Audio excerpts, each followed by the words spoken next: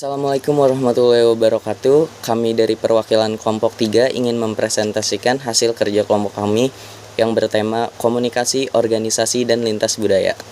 Yang pertama-tama, terima kasih kepada Ibu Viani Nauvalia MM atau Magister Management selaku dosen pembimbing materi kali ini.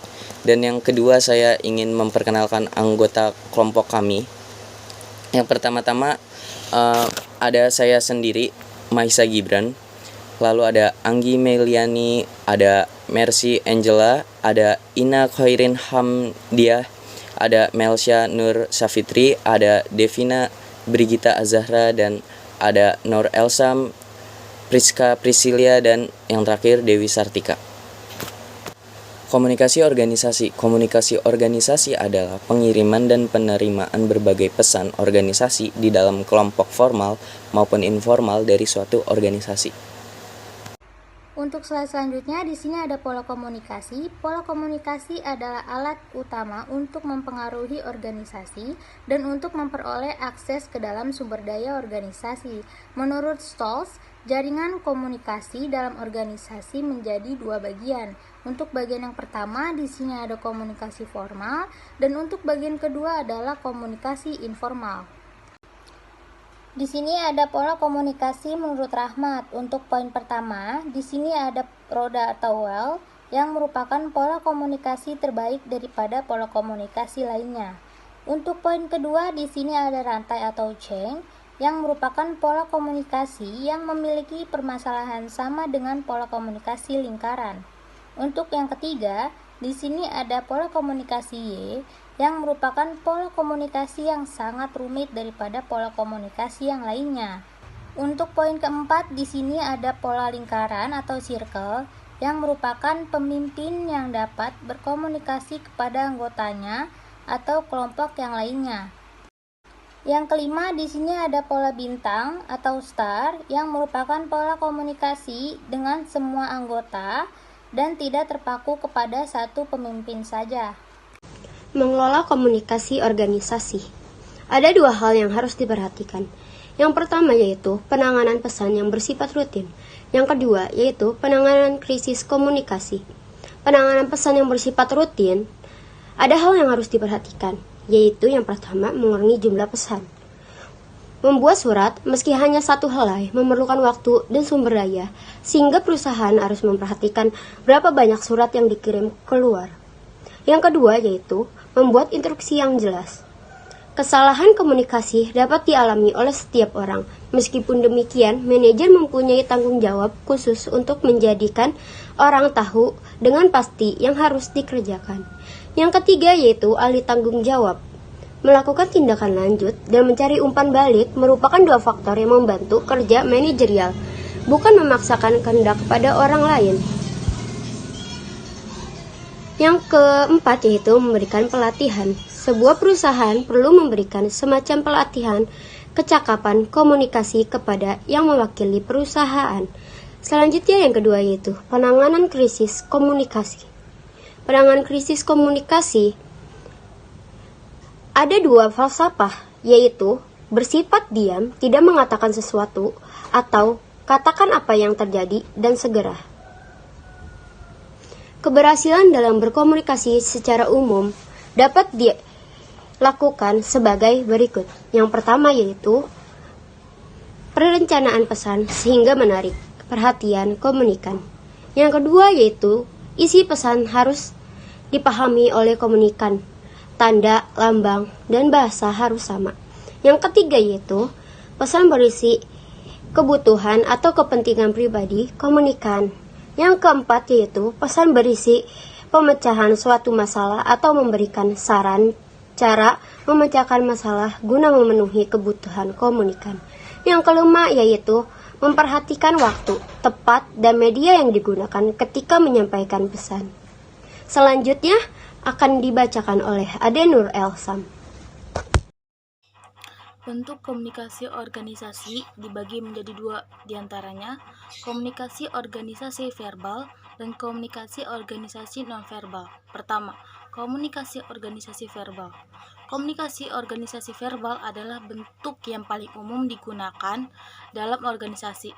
Yang dimaksud dengan komunikasi verbal adalah komunikasi yang menggunakan simbol-simbol atau kata-kata baik yang dinyatakan secara oral atau lisan maupun secara tulisan. Komunikasi verbal merupakan karakteristik khusus dari manusia. Kedua, komunikasi organisasi nonverbal. Komunikasi organisasi nonverbal sama pentingnya dalam komunikasi verbal, karena keduanya itu saling bekerja sama dalam komunikasi. Dengan adanya komunikasi nonverbal dapat memberikan penekanan dan pengulangan. Yang dimaksud dengan komunikasi nonverbal adalah menciptakan pertukaran pesan atau komunikasi dengan menggunakan gerak tubuh, sikap tubuh, vokal yang bukan kata-kata, kontak mata, ekspresi muka, kedekatan jarak, dan sentuhan. Dengan komunikasi nonverbal, orang dapat mengekspresikan perasaannya melalui ekspresi wajah dan nada atau kecepatan berbicara. Hasil penelitian menunjukkan bahwa memang kita berkomunikasi dengan kata-kata, tetapi arti dari pesan itulah bukanlah berubah terletak pada kata tersebut.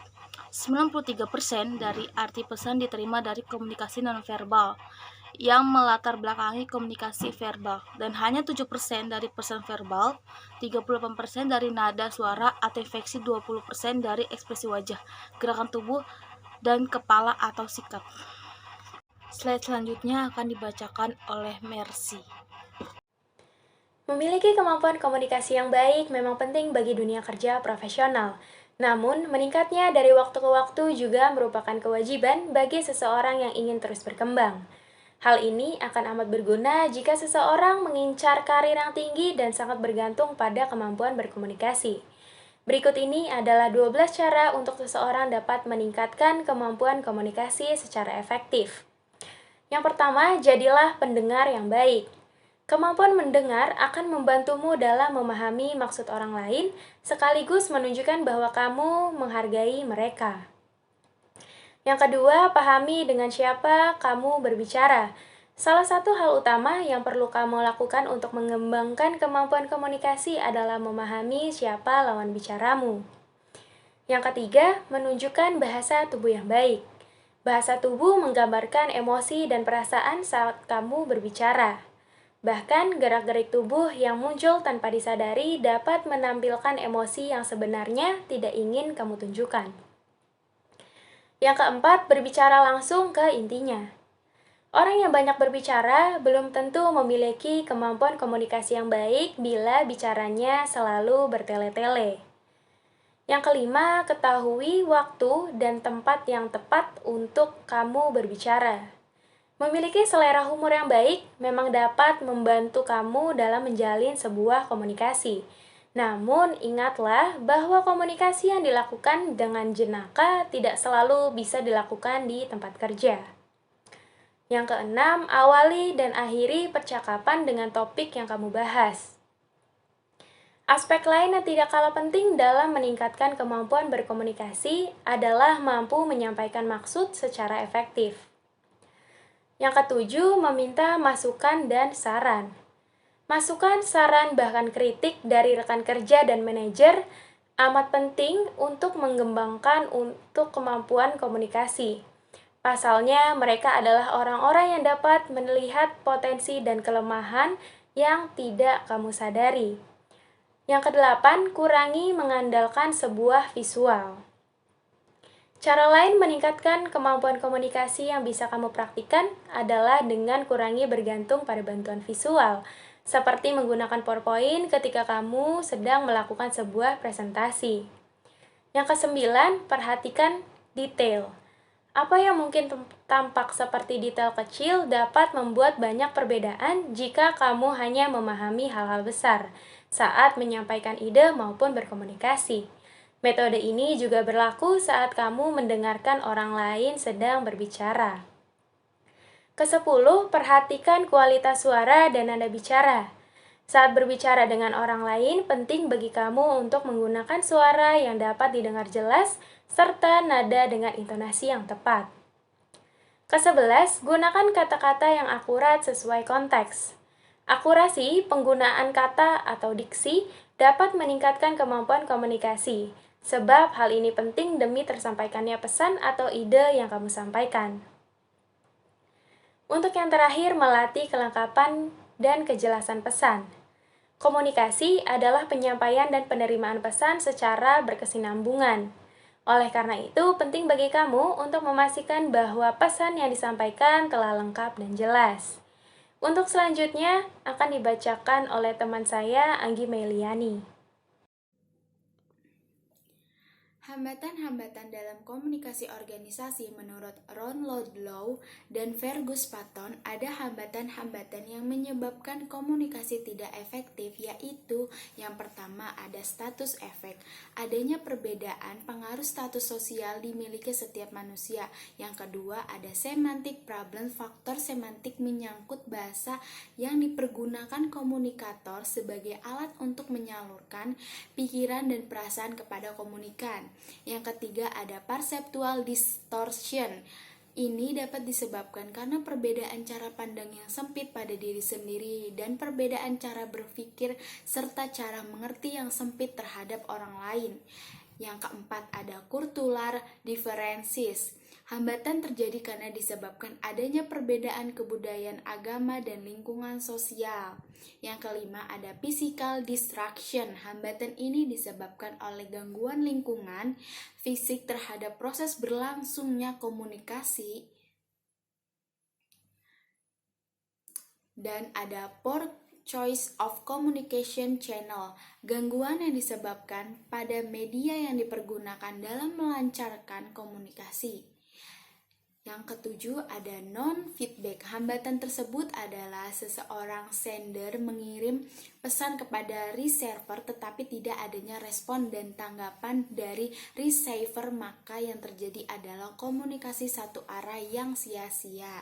Jadi itulah yang disebabkan hambatan-hambatan komunikasi terhadap organisasi. Selanjutnya akan dibacakan oleh Melisia Nursafitri. Di sini saya akan membacakan materi tentang komunikasi lintas budaya. Komunikasi lintas budaya adalah proses pengalihan ide atau gagasan suatu budaya kepada budaya lain. Tujuan dari komunikasi lintas budaya adalah untuk mengurangi kesalahpahaman serta ketidakpastian yang bisa menimbulkan konflik lintas budaya. Komunikasi lintas budaya memiliki dua fungsi. Fungsi pertama ada fungsi pribadi. Fungsi pribadi adalah komunikasi lintas budaya yang diperlihatkan lewat sikap komunikasi yang mengambil sumber dari individu masing-masing. Contohnya ada seperti identitas diri, menyatakan integrasi sosial, dan melepaskan diri. Yang kedua ada fungsi sosial. Fungsi sosial adalah yang dapat menciptakan komunikasi. Contohnya, yang pertama pengawasan kontrol sosial yang dapat menginformasikan keadaan terbaru budaya-budaya kita yang sedang berkembang. Yang kedua, ada sebagai jembatan antar individu atau antar kelompok yang memiliki perbedaan budaya. Yang ketiga, ada sosialisasi nilai. Sosialisasi nilai ini fungsi paling terakhir dan dampaknya juga luas, sebab di sini akan terjadi pengajaran dan pengenalan nilai-nilai kebudayaan suatu masyarakat ke masyarakat lain. Komunikasi lintas budaya sangat penting dalam dunia bisnis. Dengan memahami perbedaan budaya akan membantu dalam berkomunikasi dan menangani konflik lintas budaya yang terjadi. Untuk materi selanjutnya akan dibacakan oleh rekan saya yang bernama Dewi Saktika. Mengembangkan keterampilan komunikasi lintas budaya. Mempelajari apa yang dapat dilakukan oleh seseorang dan budaya tertentu sebenarnya merupakan satu cara yang baik untuk menentukan bagaimana mengirim dan menerima pesan-pesan lintas budaya secara efektif. Berikut ini adalah beberapa petunjuk atau tips yang diperlukan seseorang ketika berhubungan dengan orang lain memiliki budaya berbeda. 1. Asumsikan berbeda. Sehingga suatu persamaan telah berbukti, jangan berasumsi bahwa orang lain memiliki pandangan yang sama sampai benar-benar menjadi kenyataan. 2. Berani mengambil tanggung jawab saat berkomunikasi. Jangan berasumsi bahwa ini adalah pekerjaan orang lain untuk berkomunikasi dengan orang lain. 3. Tidak memberikan petunjuk belajar mendengar yang utuh dan terimalah perbedaan dengan tanpa memberikan pendapat atau penilaian tentang mereka. 4. Tunjukkan suatu penghargaan belajar. Bagaimana satu penghargaan itu dikomunikasikan melalui suatu gerak, isyarat kontak, mata, dan sejenisnya dalam berbagai budaya yang berbeda. 5. Empati. Sebelum menyampaikan suatu proses, cobalah untuk membayangkan perasaan orang lain, bagaimana dan mengapa berkomunikasi. 6. Menahan sikap ambiguitas atau mendua. Belajar untuk mengendalikan kekecewaan pada situasi yang membingungkan. 7. Jangan melihat sesuatu yang superficial, jangan diganggu dengan sesuatu seperti pakaian penampilan atau ketidaknyamanan lingkungan. 8. Sabar dan tekun. Ketika seseorang berkomunikasi dengan orang lain yang memiliki budaya berbeda, jangan menyerah. Slide selanjutnya akan dibacakan oleh Devina. Yang terakhir, komunikasi dengan orang berbudaya asing. Terkadang kita tidak mengerti bagaimana cara berkomunikasi dengan orang berbudaya asing karena kita dihadapkan oleh suatu kendala, yaitu bahasa yang sulit dimengerti, sehingga terjadi kesalahpahaman dalam cara penyampaian komunikasi tersebut. Namun, ada beberapa cara untuk mengurangi kesalahpahaman tersebut, yaitu dengan beberapa cara, seperti salah satunya belajar tentang budaya, dan sebelum melakukan bisnis dengan orang yang memiliki budaya yang berbeda, kita perlu mempelajarinya terlebih dahulu budaya tersebut. Dikarenakan bahasa asing tidak mudah dipelajari dengan waktu yang singkat, maka kita bisa memulainya dengan cara membaca buku artikel tentang budaya asing, ataupun juga bisa melakukan pembelajaran dengan rekan bisnis kita dengan orang terdekat. Sebagai contohnya, di negara Spanyol, orang yang berjabat tangan harus dengan 5-7 kali ayunan tangan. Dan jika orang tersebut tidak melakukan hal tersebut atau segera melepaskan jabatan tangan orang lain, itu akan dianggap atau diartikan sebagai penolakan dari jabatan tangan tersebut. Namun berbeda hal jika di Prancis. Untuk di negara Prancis, orang cukup 1 kali gerakan tangan saja untuk melakukan jabatan tangan. Kemudian yang kedua adalah mengembangkan keterampilan komunikasi berbudaya asing. Dalam hal ini ada 2 hal penting, yaitu yang pertama, jangan terlalu yakin bahwa seseorang bisa memahami secara utuh atau sempurna dari budaya orang lain yang berbeda tersebut. Yang kedua, jangan mudah terbawa pola generalisasi terhadap perilaku seseorang yang memiliki budaya yang berbeda. Ada beberapa tips yang perlu dilakukan ketika berkomunikasi dengan orang yang memiliki budaya yang berbeda, yaitu seperti tidak berpendapat ketika orang lain sedang menyampaikan pesannya, dan tidak berkomentar, serta tidak memberikan nilai-nilai. Dan terimalah untuk perbedaan-perbedaan dari masing-masing budaya. Selanjutnya adalah tunjukkan suatu penghargaan, seperti berkomunikasi dengan bahasa isyarat atau kontak mata, dan komunikasi dengan cara lainnya yang mudah dipahami dari budaya tersebut. Lalu ada empati. Dan empati ini mengharuskan kita membayangkan perasaan orang lain terlebih dahulu sebelum menyampaikan suatu pesan. Lalu harus sabar dan tekun ketika berkomunikasi dengan orang yang memiliki budaya yang berbeda, serta fleksibel atau luas ketika berkomunikasi dengan budaya berbeda, dan kita bisa mengimbangi dengan budaya tersebut. Kemudian ada cara ketiga, cara terakhir untuk meminimalkan kesalahpahaman dalam berkomunikasi budaya asing, yaitu negosiasi budaya asing. Sebelumnya, kita harus membedakan budaya terlebih dahulu ke dalam 2 kelompok, yaitu yang pertama budaya permukaan atau surface culture, yang kedua ada budaya tinggi atau deep culture. Jika budaya permukaan atau surface culture bisa seperti makanan, lalu pakaian ataupun gaya hidup, dan budaya tinggi atau deep culture seperti sikap dan nilai-nilai yang menjadi nilai dasar dari budaya tersebut. Orang yang berasal dari budaya yang berbeda memiliki cara negosiasi yang berbeda juga. Seperti contohnya, di Amerika Serikat, mereka cenderung impersonal dalam melakukan cara negosiasi. Namun berbeda hal dari negara Cina dan Jepang.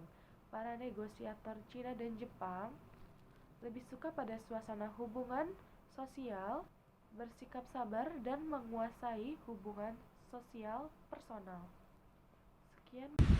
Jadi kesimpulan yang dapat kita ambil dari materi komunikasi organisasi dan lintas budaya yaitu komunikasi organisasi bertujuan menjadi sistem komunikasi dalam rangka menyamakan gerak, membentuk harmonisasi organ-organ, penyelarasan berbagai konflik internal, pencitraan, serta pencapaian tujuan bahkan pengembangan organisasi.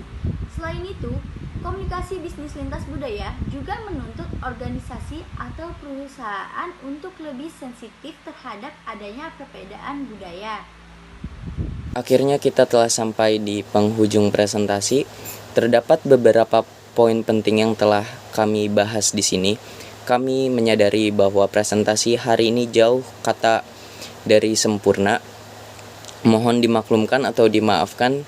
Kami dari kelompok 3 izin pamit dan undur diri. Terima kasih. Wassalamualaikum warahmatullahi wabarakatuh.